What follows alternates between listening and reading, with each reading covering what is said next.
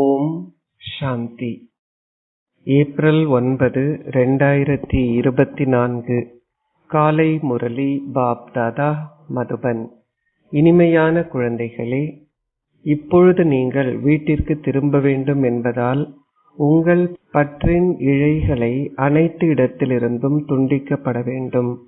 பிராமண குலத்தின் பெயருக்கு அவதூறு ஏற்படுத்தும் எந்த பாவ செயல்களையும் செய்யாதீர்கள். கேள்வி: எந்த குழந்தைகளை பார்ப்பதில் தந்தை மிகவும் மகிழ்ச்சி அடைகின்றார்? எந்த குழந்தைகள் தந்தையின் கண்களில் அமிழ்ந்திருக்கிறார்கள்? பதில்: சந்தோஷத்தை கொடுப்பதற்கு மற்றவர்களை தூண்டுவதுடன் சேவையும் செய்யக்கூடிய குழந்தைகளை பார்ப்பதில் தந்தை மிகவும் மகிழ்ச்சி அடைகின்றார். தந்தையை பற்றியே பேசி அவர் கூறும் விஷயங்களை மாத்திரமே கேட்பது என்ற விழிப்புணர்வை புத்தியில் கொண்ட குழந்தைகளே பாபாவின் கண்களில் அமிழ்ந்திருப்பார்கள். பாபா கூறுகின்றார், எனது சேவையை செய்யும் குழந்தைகளில் நான் அதிக அளவு அன்பை கொண்டிருக்கின்றேன். அவ்வாறான குழந்தைகளை நான் நினைவு செய்கின்றேன். ஓம் சாந்தி. இனிமையிலும் இனிமையான ஆன்மீக குழந்தைகளாகிய நீங்கள் தந்தையின் முன்னிலையில் அமர்ந்திருக்கின்றீர்கள் என்பதை புரிந்து கொள்கிறீர்கள்.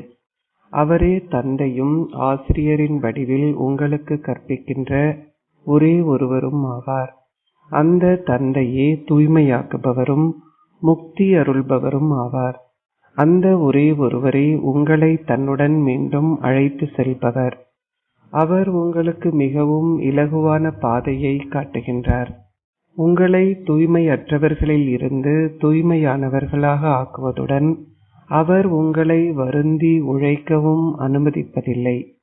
நீங்கள் எங்கு சென்றாலும், நீங்கள் வெளிநாட்டிற்கு சென்றாலும், நடக்கும்போதும் உலாவித் திரியும் பொழுதும் உங்களை ஓர் ஆத்மாவாக கருதுங்கள். நீங்கள் உங்களை இவ்வாறு கருதினாலும் நீங்கள் ஓர் ஆத்மா என்ற நம்பிக்கையை கொண்டிருந்து ஷரீர உணர்வை துறந்து ஆத்மா உணர்வுடையவர் ஆகுங்கள் என்று பாபா உங்களுக்கு கூறுகின்றார்.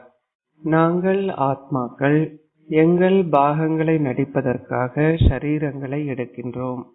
ஒரு ஷரீரத்தில் எங்களது பாகத்தை நடித்த பின்னர் நாங்கள் அதனை விட்டு மற்றொன்றை எடுக்கின்றோம்.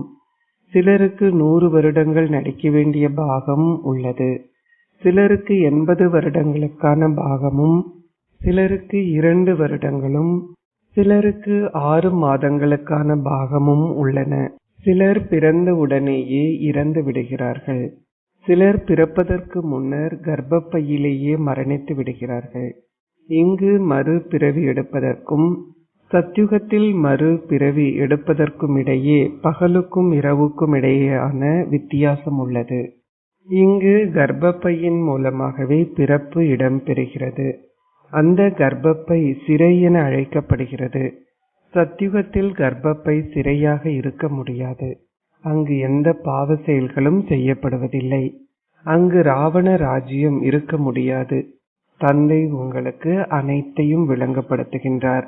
எல்லையற்ற தந்தை இங்கு அமர்ந்திருந்து இந்த ஷரீரத்தின் மூலம் உங்களுக்கு விளங்கப்படுத்துகின்றார்.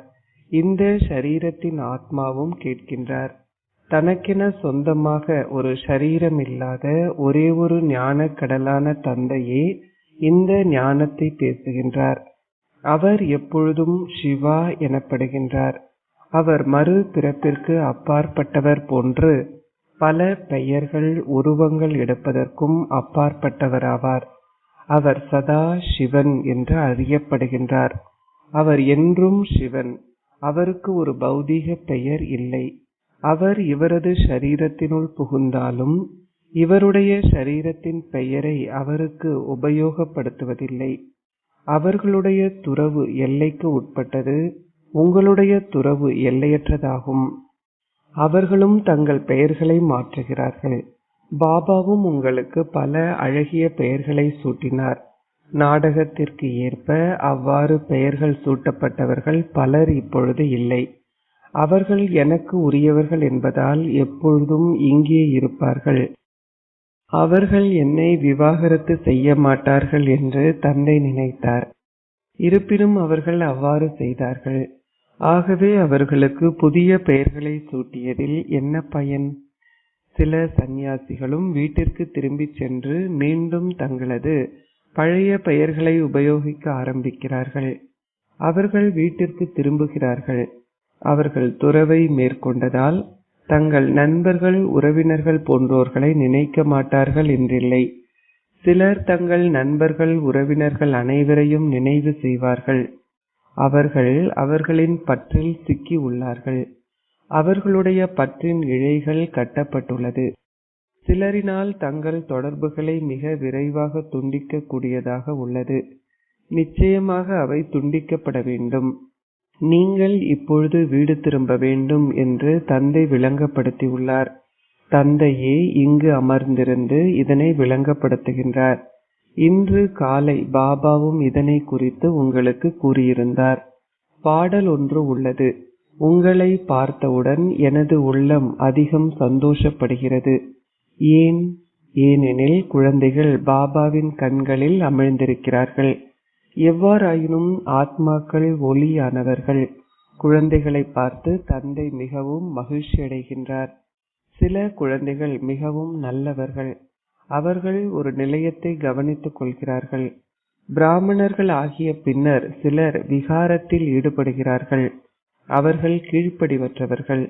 சேவை செய்யக்கூடிய குழந்தைகளை பார்த்து இந்த தந்தையும் மகிழ்ச்சி அடைகின்றார். எல்லையற்ற தந்தை கூறுகின்றார், இந்த குலத்தின் பெயருக்கு அவதூறு ஏற்படுத்தும் ஒருவராக அவர் மாறி உள்ளார். அவர்கள் பிராமண குலத்தின் பெயரை அவதூறு செய்கிறார்கள். அவர் தொடர்ந்தும் குழந்தைகளாகிய உங்களுக்கு விளங்கப்படுத்துகின்றார். எவரது பெயரிலோ அல்லது உருவத்திலோ அகப்பட்டு கொள்ளாதீர்கள்.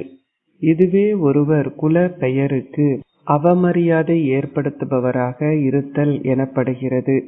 பின்னர் அரை இறுதியிலிருந்து இறுதி ஆகிவிடுகிறது. அவர்கள் தாங்களே எழுதுவார்கள், பாபா, நான் வீழ்ந்து விட்டேன். நான் எனது முகத்தை அவலட்சணமாக்கிவிட்டேன். மாயை என்னை ஏமாற்றிவிட்டாள்.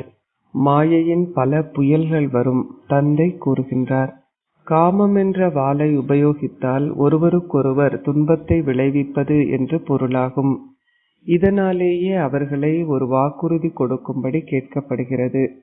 சிலர் இரத்தத்தினால் நீண்ட கடிதமும் எழுதியிருந்தார்கள். ஆனால் இன்று அவர்கள் இங்கு இல்லை. தந்தை கூறுகின்றார், ஓ மாயையே, நீ மிகவும் சக்தி வாய்ந்தவள். தங்களுடைய சொந்த இரத்தத்தினால் தங்களுடைய வாக்குறுதியை எழுதிய குழந்தைகளையே நீ விழுங்கிவிட்டாய். தந்தை சக்தி வாய்ந்தவராக இருப்பது போன்று மாயையும் சக்தி வாய்ந்தவள். தந்தையிடமிருந்து நீங்கள் அரை கல்பத்திற்கு சக்தியை ஆஸ்தியாக பெறுகின்றீர்கள். பின்னர் மாயை அரை கல்பத்திற்கு உங்களை இந்த சக்தியை இழக்கச் செய்கின்றாள். இது பாரதத்திற்கு பொருந்தும். தேவ தர்மத்திற்கு உரியவர்களே செழிப்புடையவர்களாக இருந்து கடனை தீர்க்க முடியாதவர்களாக மாறி உள்ளார்கள். இப்பொழுது நீங்கள் லக்ஷ்மி நாராயணன் ஆலயத்திற்கு செல்லும் பொழுது நீங்கள் எவ்வாறு அந்த குலத்திற்கு உரியவர்களாக இருந்தீர்கள் என்று ஆச்சரியப்படுவீர்கள். இப்பொழுது நீங்கள் கற்கின்றீர்கள். இவருடைய ஆத்மாவும் பாபாவிடமிருந்து கற்கின்றார். முன்னர் நீங்கள் அனைத்து இடங்களிலும் தலை வணங்குவது வழக்கம். இப்பொழுது உங்களிடம் ஞானம் உள்ளது. ஒவ்வொருவரினதும் 84 பிறவிகளின் வாழ்க்கை சரிதத்தையும் உங்களுக்கு தெரியும். ஒவ்வொருவரும் தங்களது சொந்த பாகத்தை நடிக்கிறார்கள். தந்தை கூறுகின்றார், குழந்தைகளே, எப்பொழுதும் முக மலர்ச்சியுடன் இருங்கள். பின்னர் நீங்கள் இங்கு முக மலர்ச்சியுடன் இருக்கும் சமஸ்காரத்தை உங்களுடன் எடுத்து செல்வீர்கள். நீங்கள் என்னவாக ஆகின்றீர்கள் என்பதை நீங்கள் புரிந்து கொள்கிறீர்கள். எல்லையற்ற தந்தை இந்த ஆஸ்தியை உங்களுக்கு கொடுக்கின்றார். வேறு எவராலும் இதனை உங்களுக்கு கொடுக்க முடியாது. லக்ஷ்மி நாராயணன் எங்கு சென்றார்கள் என எவருக்கும் தெரியாது. அவர்கள் எங்கிருந்து வந்தார்களோ அங்கு திரும்பி சென்று விட்டார்கள் என்று அவர்கள் நினைக்கிறார்கள். தந்தை இப்பொழுது கூறுகின்றார், உங்கள் புத்தியினால் தீர்மானித்துக் கொள்ளுங்கள். பக்தி மார்க்கத்தில் நீங்கள் வேதங்கள், சமய நூல்கள் போன்றவற்றை கற்பது வழக்கம். இப்பொழுது நான் உங்களுக்கு ஞானத்தை கொடுக்கின்றேன். இப்பொழுது தீர்மானித்துக் கொள்ளுங்கள். பக்தி மார்க்கம் சரியா அல்லது நான் சரியா? தந்தை ராமர் நேர்மையானவர், ராவணன் நேர்மையற்றவன். அனைத்தையும் குறித்து மக்கள் பொய் கூறுகிறார்கள். இது இந்த ஞானத்தில் உள்ள விஷயங்களை குறிப்பதாகும்.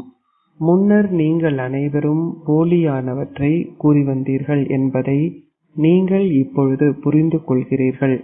தான தர்மங்கள் போன்றவற்றை நீங்கள் செய்த போதும் நீங்கள் தொடர்ந்தும் ஏணியிலிருந்து கீழிறங்கினீர்கள். நீங்கள் மற்ற ஆத்மாக்களுக்கே கொடுத்தீர்கள். பாவம் நிறைந்த ஆத்மாக்கள் மற்ற பாவம் நிறைந்த ஆத்மாக்களுக்கு கொடுப்பதனால் எவ்வாறு தூய தர்ம ஆத்மாக்கள் ஆக முடியும்? அங்கு ஆத்மாக்களுக்கிடையே கொடுக்கல் வாங்கல் இருக்க முடியாது.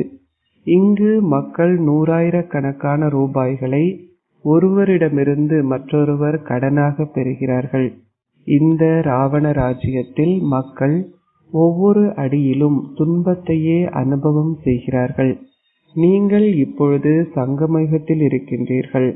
உங்களது ஒவ்வொரு அடியிலும் பல கோடிகள் உள்ளது. தேவர்கள் எவ்வாறு கோடீஸ்வரர்கள் ஆகினார்கள்? எவருக்கும் இது தெரியாது. நிச்சயமாக ஸ்வர்க்கம் இருந்தது, அதற்கான அறிகுறிகளும் உள்ளன. எவ்வாறாயினும் அவர்கள் அந்த ராஜ்யத்தை பெறுவதற்கு முன்னைய பிறவியில் என்ன செயல்களை செய்தார்கள் என்பது அவர்களுக்கு தெரியாது. அது புதிய உலகமாகும். ஆகவே அங்கு பயனற்ற எண்ணங்கள் இருக்க முடியாது. அது சந்தோஷ தாமம் என அழைக்கப்படுகிறது. அது 5000 ஆண்டுகளுக்கான கேள்வியாகும். தூய்மையாகும் சந்தோஷத்தை அனுபவம் செய்வதற்காகவே நீங்கள் கற்கின்றீர்கள். பல வழிமுறைகள் கண்டுபிடிக்கப்பட்டுள்ளன. தந்தை மிக தெளிவாக விளங்கப்படுத்துகின்றார். அமைதி தாமமே ஆத்மாக்களாகிய உங்களது வசிப்பிடமாகும். இது இனிய வீடு என அழைக்கப்படுகிறது. மக்கள் வெளிநாட்டிலிருந்து திரும்பும் பொழுது தங்கள் இனிய வீட்டிற்கு திரும்புவதாக அவர்கள் உணர்வார்கள். அமைதி தாமமே உங்கள் இனிய வீடாகும். தந்தை அமைதி கடல். தாமதித்து வரவேண்டிய பாகத்தை உடையவர்கள் நீண்ட காலத்திற்கு அமைதி தாமத்தில் இருப்பார்கள். பாபாவின் பாகம் மிகவும் குறுகியதாகும். இந்த நாடகத்தில் நீங்கள் கதாநாயக கதாநாயகி பாகங்களை நடிக்க வேண்டும். நீங்கள் உலக அதிபதிகள் ஆகின்றீர்கள். வேறு எவரும் இந்த போதையை கொண்டிருக்க முடியாது.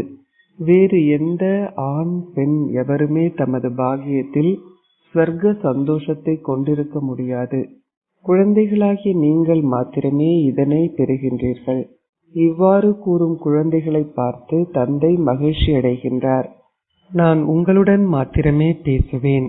தந்தை கூறுகின்றார், குழந்தைகளே, உங்களை பார்த்து நான் மகிழ்ச்சி அடைகின்றேன்.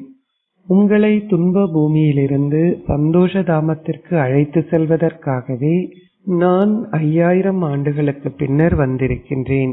ஏனெனில் காம சிதையில் அமர்ந்ததினால் நீங்கள் முற்றிலுமாக எரிந்து விட்டீர்கள்.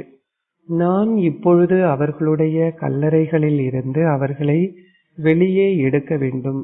இப்பொழுது அனைத்து ஆத்மாக்களும் இங்கு உள்ளார்கள். அவர்கள் அனைவரும் தூய்மையாக்கப்பட வேண்டும். தந்தை கூறுகின்றார், குழந்தைகளே, சத்குரு ஒருவரை மாத்திரமே உங்கள் புத்தியில் வைத்திருங்கள். மற்ற அனைவரையும் மறந்துவிடுங்கள். உங்களது தொடர்பை ஒரே ஒருவருடன் மாத்திரமே கொண்டிருங்கள். நீங்கள் கூறுவதுண்டு, நீங்கள் வந்ததும் நாங்கள் வேறு எவருக்கும் அன்றி உங்களுக்கு மாத்திரம் உரியவர்களாக இருப்போம். உங்களுடைய அறிவுறுத்தல்களை மாத்திரம் நாங்கள் பின்பற்றி மேன்மையானவர்கள் ஆகுவோம். மக்கள் பாடுகிறார்கள், கடவுள் அதிமேலானவர். அவருடைய அறிவுறுத்தல்களே அனைத்திலும் மேன்மையானவையாகும். தந்தை கூறுகின்றார், நான் உங்களுக்கு கொடுக்கும் ஞானம் பின்னர் மறைந்துவிடும். பக்தி மார்க்கத்தில் உள்ள சமய நூல்கள் ஆரம்ப காலத்திலிருந்தே தொடர்கின்றன. ராவணனும் அன்றிலிருந்து எப்பொழுதும் இருக்கின்றான் என்று அவர்கள் கூறுகிறார்கள். அவர்களை கேளுங்கள், எவ்வளவு காலமாக நீங்கள் ராவணனை எரிக்கின்றீர்கள்? ஏன் அவனை எரிக்கின்றீர்கள்? அவர்களுக்கு எதுவுமே தெரியாது. அவர்களுக்கு இதன் அர்த்தம் புரியாததால் அவர்கள் மிகவும் விமர்சையாக கொண்டாடுகிறார்கள். ராவணனின் கொடும் பாவியை எரிக்கும் வைபவத்தை நிகழ்த்தும் பொழுது அவர்கள் பல விருந்தினர்களை அழைக்கிறார்கள். ராவணனின் கொடும்பாவியை எப்பொழுது தொடக்கம் உருவாக்குகிறார்கள் என்பதை அவர்களால் புரிந்து கொள்ள முடியாது. நாளுக்கு நாள் அவர்கள் கொடும்பாவியை பெரியதாக செய்கிறார்கள். ஆரம்ப காலத்திலிருந்து அந்த வழக்கம் இருந்ததாக அவர்கள் கூறுகிறார்கள். எவ்வாறாயினும் அது சாத்தியமில்லை. எவ்வளவு காலத்திற்கு அவர்கள் தொடர்ந்து ராவணனை எரிப்பார்கள்? ஒரு சொற்ப காலமே எஞ்சியுள்ளது என்பதையும் பின்னர் அவனது ராஜ்யம் இருக்க முடியாது என்பதையும் நீங்கள் புரிந்து கொள்கிறீர்கள். தந்தை கூறுகின்றார், இந்த ராவணனே மிகப்பெரிய எதிரியாவான். நீங்கள் அவனை வெற்றி கொள்ள வேண்டும். மனிதர்களின் புத்தியில் வெவ்வேறு விஷயங்கள் உள்ளன. இந்த நாடகத்தில் வினாடிக்கு வினாடி தொடர்ந்தவை அனைத்தும் முன்னரே நிச்சயிக்கப்பட்டவை என்பது உங்களுக்கு தெரியும். நீங்கள் நடித்த அனைத்து பாகங்களையும் எத்தனை மணி நேரங்கள், எத்தனை ஆண்டுகள், எத்தனை மாதங்கள் என்று நீங்கள் கணக்கிடலாம். இந்த ஞானம் அனைத்தும் உங்கள் புத்தியில் இருக்க வேண்டும். பாபா இவை அனைத்தையும் உங்களுக்கு விளங்கப்படுத்துகின்றார். தந்தை கூறுகின்றார், நானே தூய்மையாக்குபவர். வந்து தூய்மையாக்கும்படி நீங்கள் என்னை அழைத்தீர்கள். அமைதி தாமமும் சந்தோஷ தாமமுமே தூய உலகங்களாகும். இப்பொழுது அனைவரும் தூய்மையற்றவர்கள். தொடர்ந்தும் கூறுங்கள், பாபா பாபா. நீங்கள் இதனை ஒரு பொழுதும் மறக்காதீர்கள். அப்பொழுது நீங்கள் சிவ் பாபாவை நினைவு செய்வீர்கள். இவர் எங்கள் பாபா. முதலில் இந்த எல்லையற்ற பாபா இருக்கின்றார். பாபா என்று கூறுவதனால் உங்கள் ஆஸ்தியின் சந்தோஷத்தை நீங்கள் அனுபவம் செய்கிறீர்கள். பகவான் அல்லது ஈஸ்வர் என்ற வார்த்தைகளை உபயோகிப்பதால் உங்களுக்கு அவ்வாறான எண்ணங்கள் ஏற்படாது. எல்லையற்ற தந்தை பிரம்மாவின் மூலமாக விளங்கப்படுத்துகின்றார் என்று அனைவருக்கும் கூறுங்கள். இது அவருடைய ரதமாகும். அவர் இவர் மூலம் கூறுகின்றார், நான் குழந்தைகளாகி உங்களை தேவர்கள் ஆக்குகின்றேன். முழு ஞானமும் இந்த பேட்சில் அடங்கும். இறுதியில் நீங்கள் அமைதி தாமத்தையும் சந்தோஷ தாமத்தையும் மாத்திரம் நினைவு செய்வீர்கள். நீங்கள் துன்ப பூமியை மறந்து விடுவீர்கள். பின்னர் அனைவரும் வரிசை கிரமமாக அவரவருக்குரிய நேரத்தில் வருவார்கள் என்பதை நீங்களும் புரிந்து கொள்கிறீர்கள்.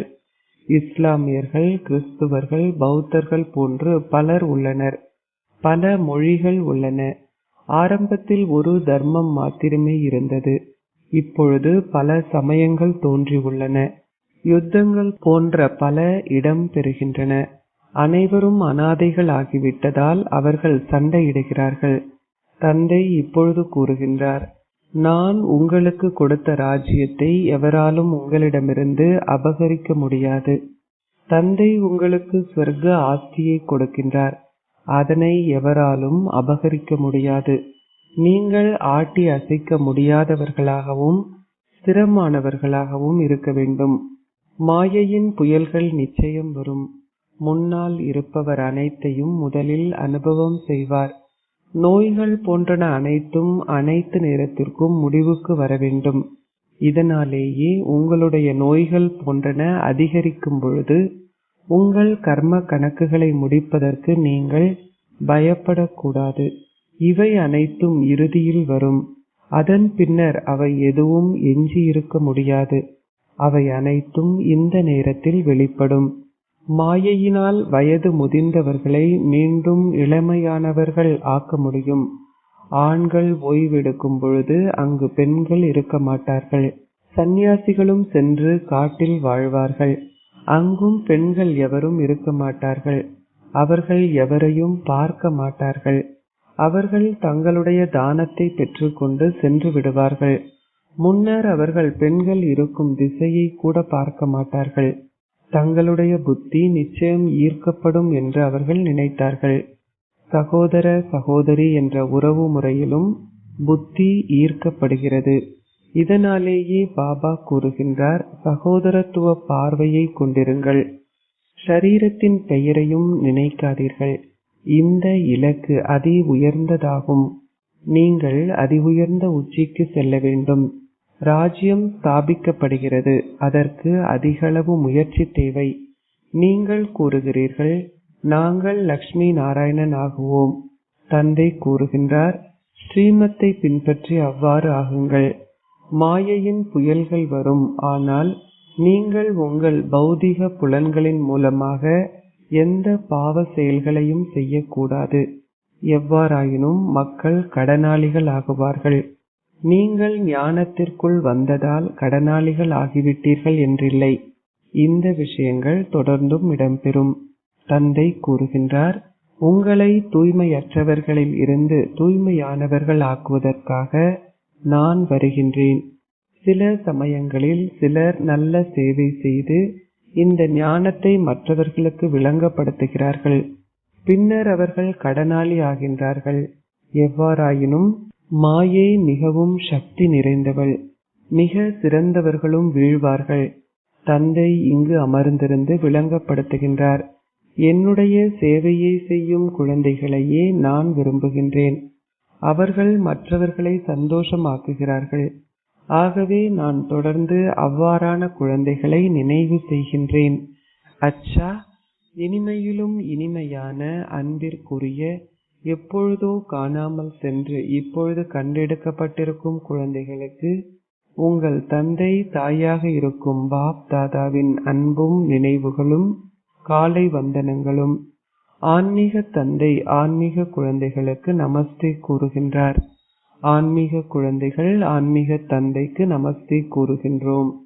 தாரணைக்குரிய சாரம் 1. எவரது பெயரிலும் அல்லது உருவத்திலும் சிக்குண்டு குலத்தின் பெயருக்கு அவதூறு ஏற்படுத்தாதீர்கள். மாயையினால் ஏமாற்றப்பட்டு ஒருவருக்கொருவர் துன்பத்தை விளைவிக்காதீர்கள். உங்கள் ஆஸ்தியான சக்தியை தந்தையிடமிருந்து பெற்றுக்கொள்ளுங்கள். 2. இங்கு சதா முக மலர்ச்சியாக இருக்கும் சமஸ்காரத்தை மனதில் பதிய செய்யுங்கள். பாவ ஆத்மாக்களுடன் எவ்வித தொடர்பையும் கொண்டிருக்காதீர்கள்.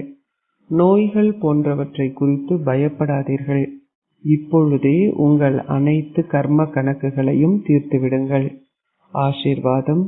அனைத்து வீணானவற்றுக்கும் முற்றுப்புள்ளி இடுவதற்கு உங்கள் மனோசக்தியை பயன்படுத்துவதன் மூலம் ஷரீரமற்றவர் ஆகுவீர்களாக. ஒரு வினாடியில் ஷரீரமற்றவர் ஆகுவதற்கான அஸ்திவாரம் எல்லையற்ற விருப்பமின்மையின் மனோபாவத்தை கொண்டிருப்பதாகும்.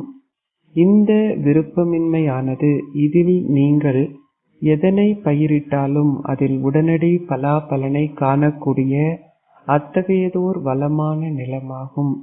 எனவே இப்பொழுது அனைத்து வீணானவையும் முடிய வேண்டும் என்ற எண்ணத்தை கொண்டிருக்கும் பொழுது ஒரு வினாடியில் அது முடிவடைந்து விடும் வகையில் அத்தகைய மனோசக்தியை கொண்டிருங்கள். நீங்கள் விரும்புகின்ற நேரத்தில் நீங்கள் எங்கிருந்து விரும்புகின்றீர்களோ, நீங்கள் எந்த ஒரு ஸ்திதியில் உங்களை நிலைத்திருக்க செய்ய விரும்புகின்றீர்களோ, ஒரு வினாடியில் அதில் உங்களை ஸ்திரமாக்கிக் கொள்ளுங்கள். சேவை உங்களை ஈர்க்காதிருக்கட்டும். ஒரு வினாடியில் முற்றுப்புள்ளியிட்டால் நீங்கள் இலகுவாக ஷரீரமற்றவர் ஆகுவீர்கள். ஸ்லோகம். தந்தைக்கு சமமாக வேண்டுமாயின் பிழையானவற்றை சரியானதாக ஆக்குபவர் ஆகுங்கள். ஓம் சாந்தி.